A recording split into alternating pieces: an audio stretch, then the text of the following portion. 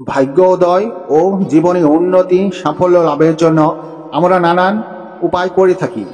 ভোর থেকে সন্ধ্যা পর্যন্ত পূজা অর্চনার পাশাপাশি বিভিন্ন ধরনের জ্যোতিষ টোটকার মাধ্যমে জীবনে সুখ সমৃদ্ধি বজায় রাখার চেষ্টা করি। তবে রাতেও যে কিছু উপায় করলে ধন ও সুখ লাভ করা যায় তা কি জানা আছে? জ্যোতিষশাস্ত্র অনুযায়ী রাতে কিছু উপায় করলে ব্যক্তির জীবন সুখ শান্তিতে ভরে যায়। এর পাশাপাশি সেই ব্যক্তির ভাগ্যের সঙ্গ পেয়ে থাকে। রাতে কোন কোন উপায় আপনার ভাগ্যের বন্ধ দরজা খুলে দিতে পারে তা জেনে নিন এখনই।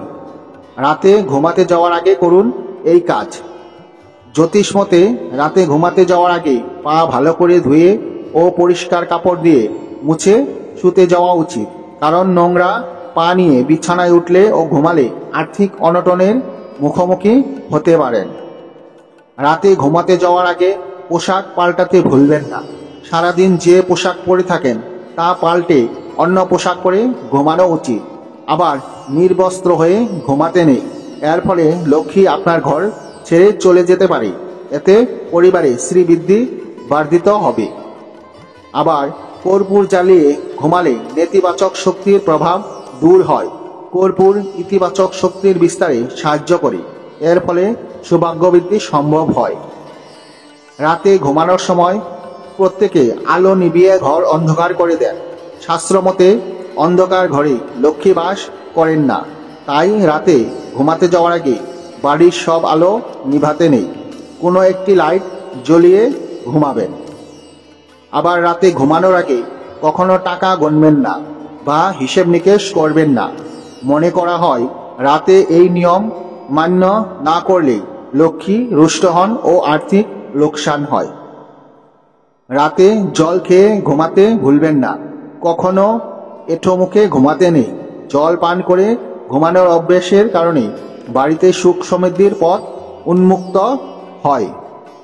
শাস্ত্রে দুধকে সমৃদ্ধির প্রতীক মনে করা হয়।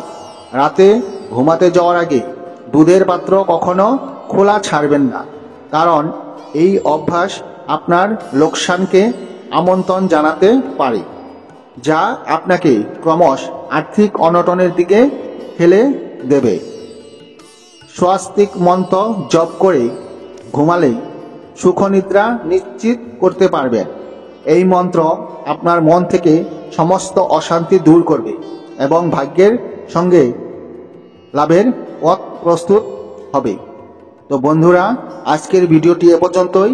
ভিডিওটি যদি ভালো লাগে অবশ্যই একটি লাইক করবেন এবং আপনাদের প্রিয়জনদের সাথে শেয়ার করবেন, যাতে তারা ভিডিওটি দেখে উপকৃত হতে পারে। তো ভালো থাকুন, সুস্থ থাকুন এবং চ্যানেলটি সাবস্ক্রাইব করে বেল আইকনটি প্রেস করে পাশে থাকুন। ধন্যবাদ। দেখা হচ্ছে পরবর্তী ভিডিও।